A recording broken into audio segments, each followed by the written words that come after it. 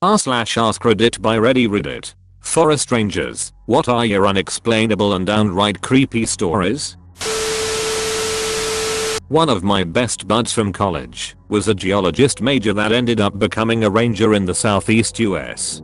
Haven't spoken in years, as is the case with age, but I remember about 8 to 9 years back he was telling me about an old, married couple that he had recently helped out.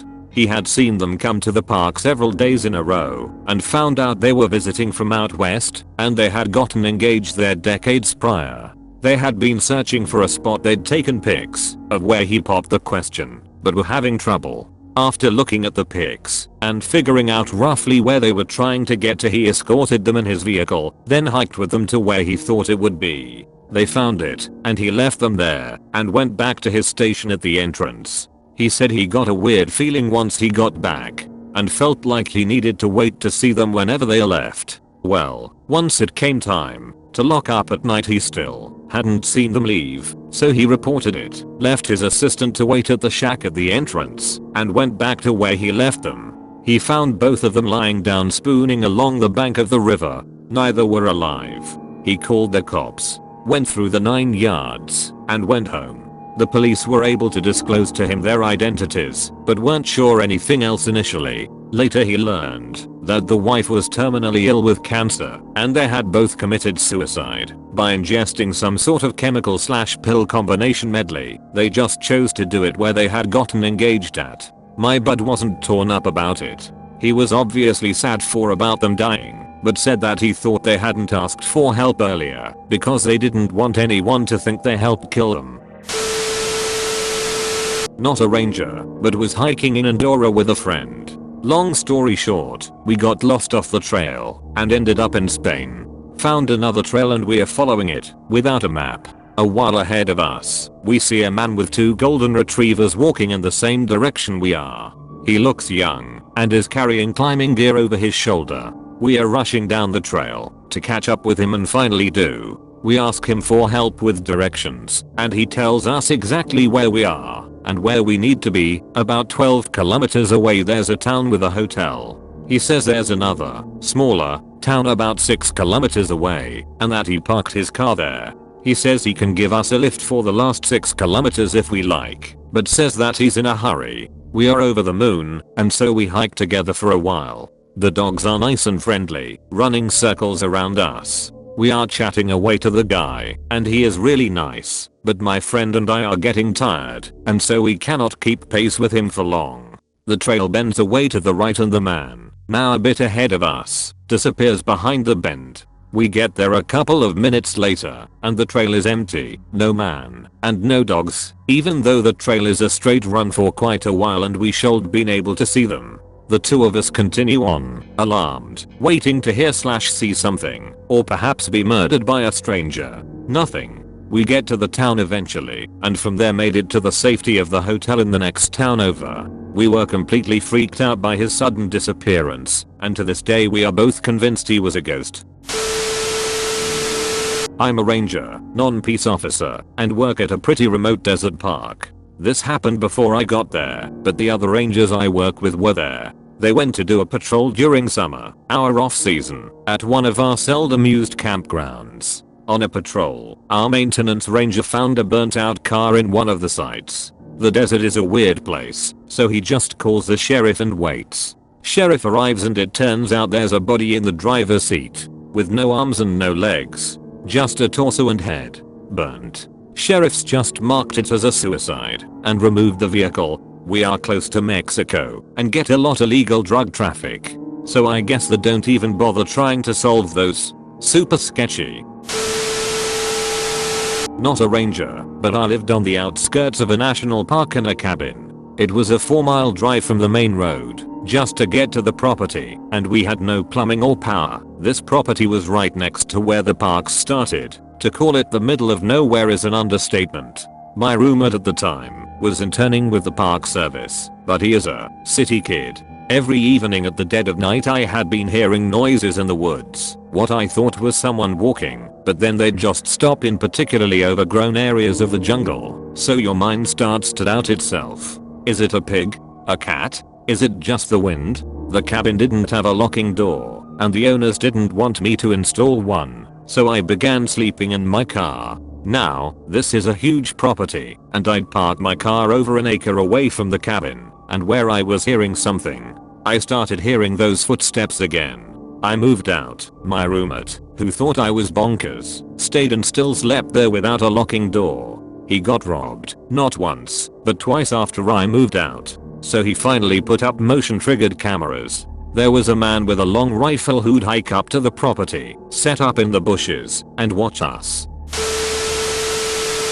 Not a ranger, but back in 2010 I had just finished a wilderness leadership class and decided to go to Colorado to get some solo wilderness time. I found out about some hot springs near the Colorado River that were only accessible during the winter. During the summer the snow melt raises the water level of the river and they become submerged, and decided to go spend a few weeks out there. It was on BLM land, and I had about a 4-mile hike from where I parked to where I was camping. The BLM lady who watched the land saw me when I arrived and asked me to just write the date on my windshield every week to let her know I'm still alive out there. Anyways, it was pretty pleasant out there, but every night I was terrified of the bears. They should be sleeping, but if they aren't it means they are hungry as duck, and I'm for dinner. For this reason I decided to set up camp close to a cliff. It was about 40 feet down to the river and I figured, worst case scenario I could jump and then get to the hot springs to prevent hypothermia. It's a crazy plan, but once you're out there you realize bear spray is kinda useless inside the tent. So one early morning I hear these loud animal noises outside my tent. They are getting closer and very loud, accompanied by grunting and breathing noises. I was too scared to open my tent. I just froze. And the steps kept getting closer and closer and closer. At this point I could hear it sniffing my tent. I don't dare move. I just lay there. It starts to move away from my tent, but it's still out there, and now I hear more than one animal. I finally poked my head out, and it's a herd of elk. I swear though, it was probably the most scared I've ever been out camping. At least elk can kill you. Forgot my flashlight and dozed off in the woods. Woke up after dark and started walking out, but I kept hearing noises behind me. I'd stop and it would stop. Thought it was coyotes or maybe a bobcat. 20 pounds of hate stalking me. Finally get back to the truck, get my light, and start searching around. Whole damn pack of armadillos followed me out. Not a ranger, but I was out camping with my dog one night along the Mogollon Rim of Arizona. It was dark, and we were sitting around the campfire when we hear something behind a bush close to our camp. Instead of my dog barking at it, he begins to whimper. I didn't think nothing of it, and just tended to the fire. After a couple of minutes we were some more noises from a different bush. This time my dog gets up and goes over to the tent and scratches the door because he wants to go in. I toss a couple of rocks in the direction I heard the noise and nothing happened. I'm spooked now, so I toss a couple of pieces of wood on the fire and climb into my tent with my dog, hoping that the light from the fire would keep whatever was out there away. We eventually fall asleep and luckily had no other disturbances during the night. The next morning, I go out behind the bushes where we had heard the noises and found mountain lion tracks that were circling around our camp. I'm sure glad I didn't go looking at night when I heard the noises. I was the lone recreation ranger in a small district in southern Idaho. Nearest town from guard station was about 1.5 hours away by car. After moving into the guard station, solar power was not working, and I hadn't slept for about a month due to various factors. Bats in the cabin, something walking on the deck at night. The woods there always had an eerie feeling to them, unlike the southwest ponderosa forest that I was used to. About 2 months into the seasonal job, I started to hear something walking and scratching on the deck at night, perhaps even on the door. Now this district was known for its badgers and beavers, so I didn't think much of it. When leaving the cabin at night, I always had an eerie feeling, like I was being watched. One night, I was returning from my grocery run. Always went on Tuesday nights, and I had a bad feeling. At the time, I did not have my shotgun in the vehicle. After stepping out of the vehicle, I looked to the right of the cabin, about 50 feet from my front door. All I could see were two eyes about 3.5-4 feet in the air. To say I freaked out was an understatement. I started yelling, get the duck out of here, but the eyes only crouched down and inched closer. At this point I could tell it was a large animal of some kind, definitely not a coyote. I tossed a piece of firewood in the general area and the creature leaped back a bit, but did not make a sound. Tossed 4 or 5 more pieces and creature still inched forward. At this point I fumbled with the keys. Of course the ducking solar power was out again. I managed to get inside and grabbed my shotgun. Technically, you are not supposed to have guns in gov housing, but who the duck lives in the hills have eyes backcountry and does not carry. Went outside. Creature was bit closer. Still could not get a good look with my terrible headlamp.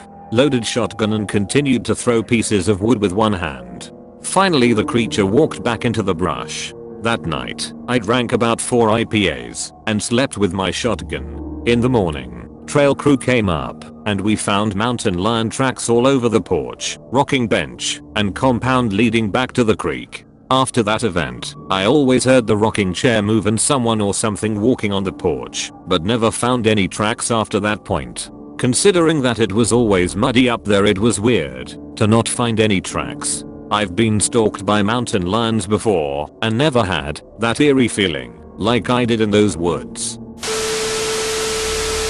Thank you for watching Reddit. Don't forget to like and subscribe for more r/AskReddit videos. Share your stories in the comments section below.